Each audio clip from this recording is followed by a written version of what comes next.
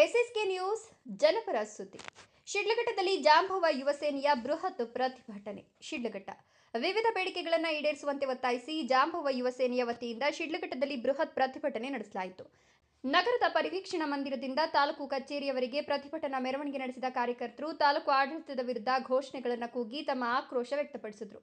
ಜಾಂಬವ ಯುವ ಸೇನೆಯ ಸಂಸ್ಥಾಪಕ ಹಾಗೂ ರಾಜ್ಯಾಧ್ಯಕ್ಷ ಡಾಕ್ಟರ್ ರಮೇಶ್ ಚಕ್ರವರ್ತಿ ಅವರ ನೇತೃತ್ವದಲ್ಲಿ ನಡೆದ ಪ್ರತಿಭಟನೆಯಲ್ಲಿ ಸಮುದಾಯ ಭವನ ನಿರ್ಮಾಣ, ಸ್ಮಶಾನ ಭೂಮಿ ಮಂಜೂರು, 94C ಅಡಿಯಲ್ಲಿ ಹಕ್ಕುಪತ್ರಗಳ ವಿತರಣೆ ಹಾಗೂ ಮೂಲಭೂತ ಸೌಲಭ್ಯಗಳನ್ನು ಕಲ್ಪಿಸುವಂತೆ ಒತ್ತಾಯಿಸಲಾಯಿತು. ಪ್ರತಿಭಟನೆಯನ್ನು ಉದ್ದೇಶಿಸಿ ಮಾತನಾಡಿದ ರಮೇಶ್ ಚಕ್ರವರ್ತಿ ಅವರು, ತಾಲೂಕಿನ ಹಲವು ಸಮುದಾಯಗಳು ಇಂದಿಗೂ ಮೂಲಭೂತ ಸೌಲಭ್ಯಗಳಿಂದ ವಂಚಿತರಾಗಿವೆ.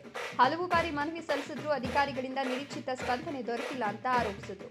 ಇದೇ ಸಂದರ್ಭದಲ್ಲಿ ದಲಿತರ ಜಮೀನುಗಳಿಗೆ ಸಂಬಂಧಿಸಿದ ಅಕ್ರಮ ಕಬಳಿಕೆ ಆರೋಪಗಳ ಕುರಿತು ಸೂಕ್ತ ತನಿಖೆ ನಡೆಸಿ ತಪ್ಪಿತಸ್ಥರ ವಿರುದ್ಧ ಕಾನೂನು ಕ್ರಮ ಕೈಗೊಳ್ಳಬೇಕು ಅಂತ ಅವರು ಒತ್ತಾಯಿಸಿದರು. ಮುಂದಿನ 15 ದಿನದೊಳಗೆ ಬೇಡಿಕೆಗಳನ್ನು ಈಡೇರಿಸುತ್ತಿದ್ದರೆ ಮುಂದಿನ ಹಂತದಲ್ಲಿ ಉಗ್ರ ಹೋರಾಟ ನಡೆಸಲಾಗುವುದು ಅಂತ ಜಾಂಬವ ಯುವ ಸೇನೆಯ ರಾಜ್ಯಾಧ್ಯಕ್ಷ ರಮೇಶ್ ಚಕ್ರವರ್ತಿ ತಾಲೂಕು ಆಡಳಿತಕ್ಕೆ ಎಚ್ಚರಿಕೆ ನೀಡಿದರು. ನಂತರ ಪ್ರತಿಭಟನಾಕಾರರು ತಮ್ಮ ವಿವಿಧ ಬೇಡಿಕೆಗಳನ್ನು ಒಳಗೊಂಡ ಮನವಿಯನ್ನು ತಾಲೂಕು ಆಡಳಿತಕ್ಕೆ ಸಲ್ಲಿಸಿದರು. ಮನವಿ ಸ್ವೀಕರಿಸಿದ ತಹಶೀಲ್ದಾರ್ ಗಗನ ಸಿಂಧು ಅವರು ಬೇಡಿಕೆಗಳನ್ನು ಪರಿಶೀಲಿಸಿ ಆದಷ್ಟು ಬೇಗ ಅಗತ್ಯ ಕ್ರಮ ಕೈಗೊಳ್ಳುವುದಾಗಿ ಭರವಸೆ ನೀಡಿದರು. ಪ್ರತಿಭಟನೆಯಲ್ಲಿ ಜಾಂಬವ ಯುವ ಸೇನೆಯ ಜಿಲ್ಲಾಧ್ಯಕ್ಷ ಶ್ರೀನಿವಾಸ್, ಉಪಾಧ್ಯಕ್ಷ ಮುನಿಕೃಷ್ಣಪ್ಪ, ಗೌರವಾಧ್ಯಕ್ಷ ಕಾಚಹಳ್ಳಿ ಮುನಿಯಪ್ಪ, ಶಿಡ್ಲಘಟ್ಟದ ನಗರಾಧ್ಯಕ್ಷ ನರೇಂದ್ರ, ಕಾರ್ಮಿಕ ಘಟಕದ ಅಧ್ಯಕ್ಷ ದೇವಪ್ಪ, ತಾಲೂಕು ಗೌರವಾಧ್ಯಕ್ಷ ಸತೀಶ್ ಡಿ ಕುಮಾರ್ ಸೇರಿದಂತೆ ಹಲವು ಪದಾಧಿಕಾರಿಗಳು ಹಾಗೂ ಕಾರ್ಯಕರ್ತರು ಭಾಗವಹಿಸಿದರು. 15 ದಿನಗಳ ಗಡುವು ನೀಡಿರುವ ಜಾಂಬವ ಯುವ ಸೇನೆಯ ಮುಂದಿನ ನಡೆ ಏನು ಎಂಬುದು ಇದೀಗ ಕುತೂಹಲಕ್ಕೆ ಕಾರಣವಾಗಿದೆ. ಇದು ನಿಮ್ಮ ಜನಪರ ಸುದ್ದಿಗಳಿಗಾಗಿ ನಮ್ಮ ಚಾನೆಲ್ ಅನ್ನು ಸಬ್ಸ್ಕ್ರೈಬ್ ಮಾಡಿ, ವಿಡಿಯೋವನ್ನು ಲೈಕ್ ಮಾಡಿ ಹಾಗೂ ನಿಮ್ಮ ಸ್ನೇಹಿತರೊಂದಿಗೆ ಶೇರ್ ಮಾಡಿ.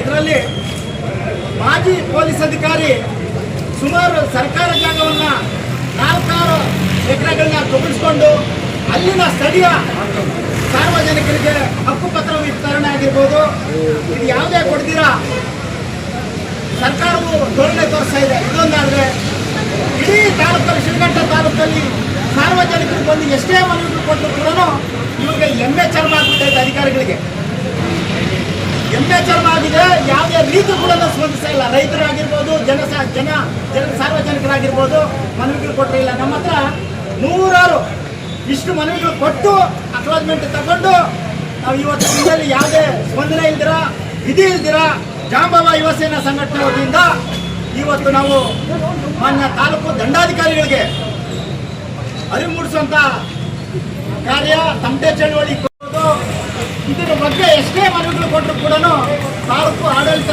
ಅಧಿಕಾರಿಗಳು ಗಮನಕ್ಕೆ ತಗೊಳ್ತಾ ಇಲ್ಲ. ಮತ್ತೊಂದು, ಇದೇ ಶಿಡ್ಲಘಟ್ಟ ಟೌನಿನಲ್ಲಿ ವಾರ್ಡ್ ನಂಬರ್ 9 ಆಗಿರ್ಬೋದು, 8 ಆಗಿರ್ಬೋದು, ಹಲವಾರು ವರ್ಷಗಳಿಂದ 2-3 ವರ್ಷಗಳಿಂದ ವಿದ್ಯುತ್ ಸಂಪರ್ಕನೇ ಇಲ್ಲ. ಅಲ್ಲಿ ಲೈಟಲ್ಲಿ, ಕಂಬಗಳಲ್ಲಿ ಲೈಟ್ಗಳೇ ಇಲ್ಲ. ಸ್ಮಶಾನ ಚರಂಡಿಗಳು ಕ್ಲೀನೇ ಇಲ್ಲ, ಸ್ವಚ್ಛತೆ ಇಲ್ಲ, ರೋಡ್ಗಳಿಲ್ಲ. ಬೆಳ್ಳುಟ್ಟಲ್ಲಿ ಸ್ಮಶಾನ ಜಾಗ ಕಬಳಿಸ್ಕೊಂಡಿದ್ದಾರೆ. ಅದ್ರ ಬಗ್ಗೆ ಮನವಿ ಕೊಟ್ಟಿದ್ರಿ.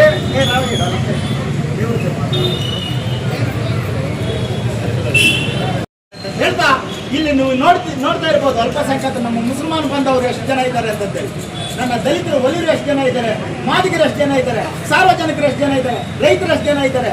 ಯಾಕೆ ನಿಮ್ಗೆ ಮನವಿ ಕೊಟ್ಟರೆ ನೀವು ರಾಜಕಾರಣಿಗಳ ಸೇವೆ ಮಾಡಕ್ಕೆ ಬಂದಿದ್ದೀರಾ ಅಥವಾ ಸಾರ್ವಜನಿಕರ ಸೇವೆ ಮಾಡಕ್ಕೆ ಬಂದಿದ್ದೀರಾ ಅನ್ನೋದು ನಮ್ಗೆ ಗೊತ್ತಾಗ್ತಾ ಇಲ್ಲ. ಈಗ ದಂಡಾಧಿಕಾರಿಗಳು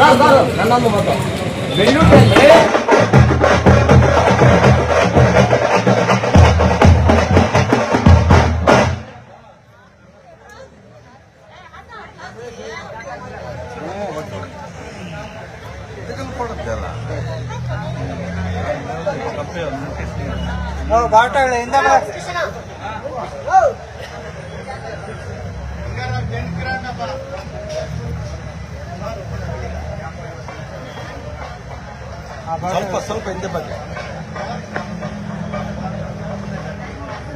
ಬೆಳ್ಳುಟ್ಟಿ ಗ್ರಾಮ, ಬೆಳ್ಳುಟ್ಟಿ ಗ್ರಾಮ ಸ್ಮಶಾನ ಜಾಗ ಲೇಔಟ್ ಜಾಗಕ್ಕೆ ಸೇರ್ಕೊಂಡು ಲೇಔಟ್ ದಾರಿ ಮಾಡಿಕೊಡದೆ ತೆರವುಗೊಳಿಸಬೇಕು ಅಂತೇಳಿ ಸರ್ವೆ ನಂಬರ್ 6ರಲ್ಲಿ 1 ಎಕರೆ 30 ಗುಂಟೆ ಜಾಗವನ್ನು ತೆರವುಗೊಳಿಸಬೇಕು ಅಂತೇಳಿ ದಾಖಲಾತಿಗಳೆಲ್ಲ ಇದ್ದಾವೆ. ತೆರವುಗೊಳಿಸಬೇಕು ಅಂತ ಹೇಳಿ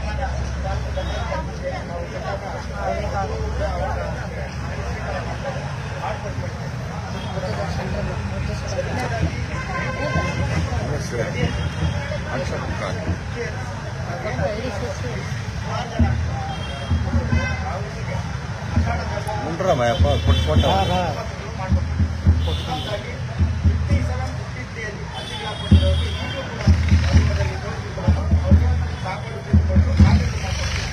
ಕರ್ನಾಟಕ ರಾಜ್ಯ ಸರ್ಕಾರ ಕೋಡಿ ಮುಕ್ತ ಗ್ರಾಮ ಆಗಬೇಕು ಅಂತ ಹೇಳಿ ಇಡೀ ಕರ್ನಾಟಕ ರಾಜ್ಯದಲ್ಲಿ ಹೋಗ್ತಾ ಇದ್ರೆ 5 ಕೋಟಿ ಮುಕ್ತ ಗ್ರಾಮ ಸವಣಿಯರು ಆಗ್ತಾ ಇದ್ದಾರೆ.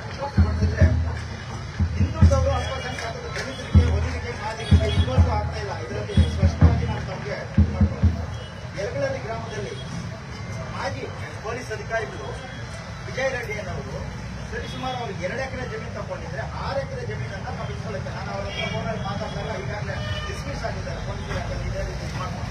ನೀವೇನು ಕಾರ್ಯಕ್ಕೆ ಮಾಡ್ತಾ ಇದ್ದೀರಾ ಅಂತಕ್ಕಂಥ ನಾವು ಮಾತಾಡಿದಾಗ ನಮ್ಮ ನಾಯಕರೆಲ್ಲ ಹೋಗಿ ಭೇಟಿ ಕೊಟ್ಟು ಮಾತಾಡಿದಾಗ ಕೂಡಲೇ ಬಂದು ಅಧಿಕಾರಿಗಳಿಗೆ ಸೂಕ್ಷ್ಮವಾದಂತಹ ಮಾರ್ಗದರ್ಶನ ಕೊಟ್ಟು ಕೆಲಸಗಳನ್ನ ಮಾಡಿಕೊಳ್ಬೇಕಂತ ಹೇಳಿ ನಮ್ಮದೊಂದು 2 ಮಾತುಗಳನ್ನ ಹೇಳ್ತಾ ಈ ಒಂದು ಕಾರ್ಯಕ್ರಮದಲ್ಲಿ ತಾಲೂಕು ಅಧ್ಯಕ್ಷರಾದಂತಹ ನರೇಂದ್ರ ಅವರಾಗಿರ್ಬೋದು, ಜಿಲ್ಲಾಧ್ಯಕ್ಷರಾದಂತಹ ಶ್ರೀನಿವಾಸ್ ಅವರಾಗಿರ್ಬೋದು, ನಮ್ಮ ಮುನ್ಕೃಷ್ಣವರಾಗಿರ್ಬೋದು, ನಮ್ಮ ವೆಂಕಟೇಶಣ್ಣವರಾಗಿರ್ಬೋದು, ಎಕ್ಟ್ರಾನಕ್ನವರಾಗಿರ್ಬೋದು, ನಮ್ಮ ಮುನಿಯಪ್ಪನವರಾಗಿರ್ಬೋದು, ಸತೀಶ್ ಅವರಾಗಿರ್ಬೋದು, ಹಲವಾರು ನಮ್ಮ ಸಮುದಾಯದ ಲೋಕೇಶ್ ಅವರಾಗಿರ್ಬೋದು, ಹಲವಾರಿಗೆ ಜಾಂಬವ ಯುವ ಸೇನಾ ಸಂಘಟನೆ ಪದಾಧಿಕಾರಿಗಳಿಗೆ ಈ ಕಾರ್ಯಕ್ರಮಕ್ಕೆ ಬಂದಿರುವಂತಹ ಎಲ್ಲರಿಗೂ ಕೂಡ ನಮ್ಮ